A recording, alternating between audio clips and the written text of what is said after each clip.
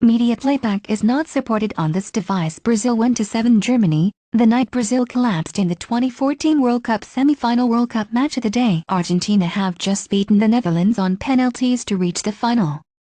July 9, 2014. But everyone is still trying to assimilate the scarcely credible result from the previous day's semi-final. What happens now?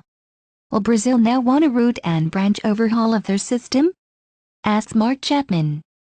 Hosts Brazil have been thrashed 7-1 by Germany. I hope so, I replied, but feared that after a 10-day period of mourning, things would chug along much as before. And that is how it turned out. Another dead end with Dunga. Soon after the World Cup, Brazil made the bizarre decision to reappoint former midfielder Dunga as coach. His only other coaching experience was an unsuccessful few months with Brazilian club side International.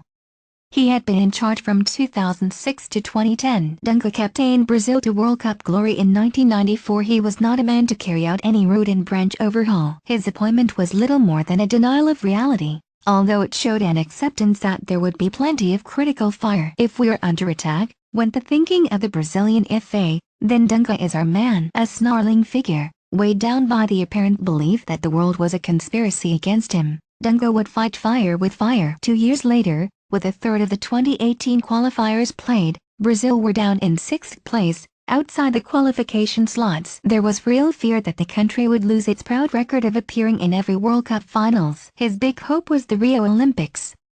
Dunga was under pressure. If he could take the team to their first football gold medal, he would shore up his position and buy himself some more time.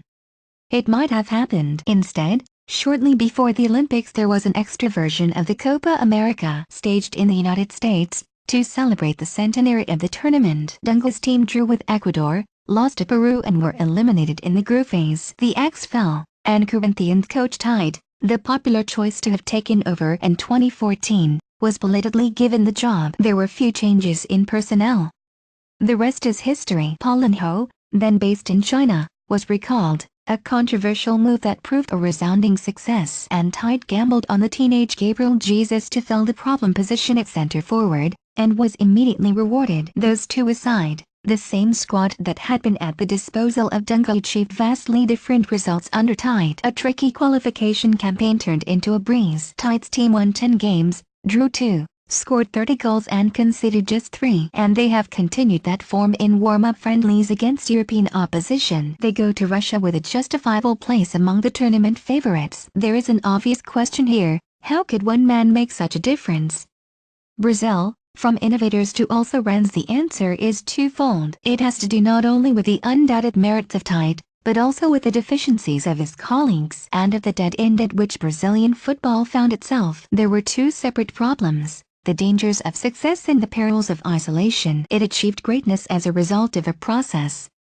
Brazilian football was not born great. When they won those 3 World Cups in 4 tournaments, between 1958 and 1970, they were ahead of the field in terms of preparation and tactics. As far back as 1958, they had a huge backup staff of doctors, a dentist, a physical preparation specialist, even a premature attempt to use a sports psychologist. The great Mario Zagallo, a player in 1958 and 1962, coach in 1970, nearly fell off his chair when I told him that England went to Chile for the 1962 World Cup without so much as a doctor. And in terms of tactics, they had incorporated ideas from Uruguayan, Argentine and Hungarian coaches, put them together and come up with something new. They were pioneers of the back four when they unleashed it in 1958, still the only time they have won a World Cup in Europe. The extra defensive cover meant they did not concede a goal until the semi-final. Zagallo is happy to see that wonderful side as a pioneer of modern-day 4-2-3-1.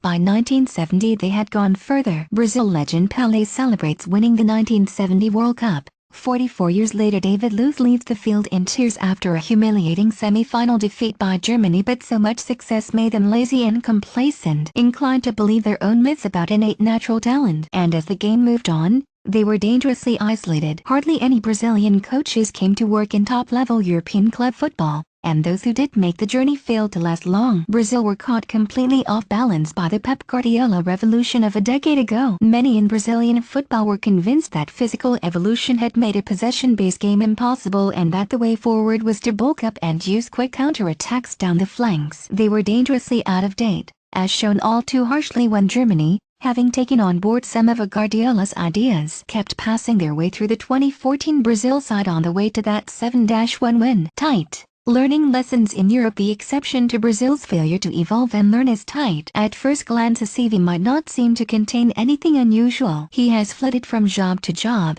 fired from most of them. He has never worked in Europe.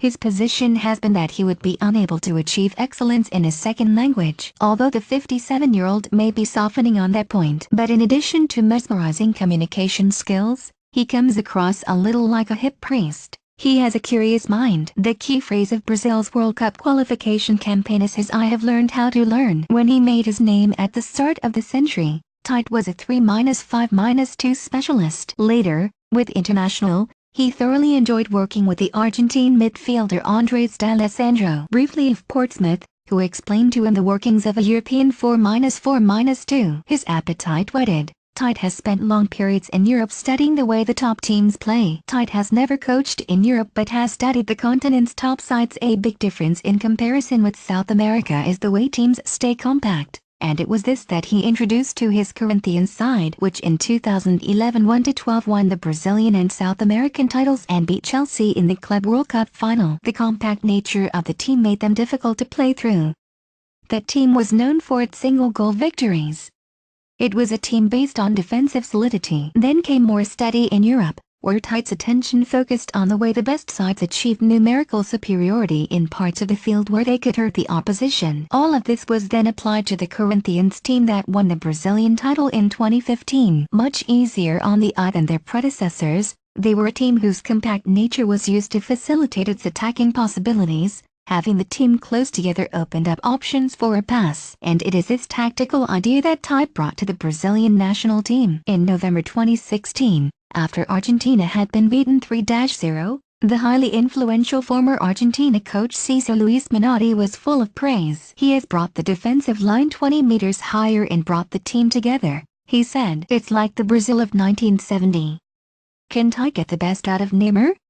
Tite is currently everywhere in TV adverts. Where Dunga always came across as a warrior, the current boss strikes the pose of a wise man and one gifted with look and straight in the eyes communication skills. Indeed, one critic has referred to him as a snake charmer. So far, Brazil has been charmed. With the team getting its mojo back, TV ratings for World Cup qualifiers were extremely high, and with the country spiraling through economic and political turmoil, the national team have stood as a beacon of hope. If Tite were to stand in this year's presidential elections, he would walk his way in, at least, before the World Cup. True to style, he refuses even to joke about such a serious matter. The coach has, without seeking it, gained the same kind of star billing as striker Neymar. Much may depend on the relationship between the two over the next few weeks. Neymar has scored 53 goals in 83 appearances for Brazil. The current Brazil side is nowhere near as dependent on Neymar as was the case in 2014. They are much more of a coherent, cohesive, functioning team, as they proved to themselves with recent friendly victories away to Russia and Germany, achieved while Neymar was recuperating from his metatarsal injury. Clearly, though, the talent of Neymar is a huge plus. It comes with two potential problems. One is that his desire for individual glory may not always be in the best interests of the team. This was the case in November's 0-0 draw with England at Wembley. Neymar is so good, and sees things so quickly that he has a range of options. Where he consistently tried to do too much under pressure, will he choose the right one for the team? Tite must try to ensure he does, and he also needs to control Neymar's occasional acts of petulance. There are phases in the game when Neymar appears obsessed with drawing fouls. He then goes to ground very easily. The opponents become annoyed, the temperature of the game rises, and Neymar can then become a victim of that temperature. Project that into the World Cup and he could easily miss a vital knockout game. In 14 qualifiers he picked up 6 yellow cards, and this time, Brazil won him all the way to the end of a campaign that, they hope, will end with World Cup win number 6, and their first in Europe for 60 years.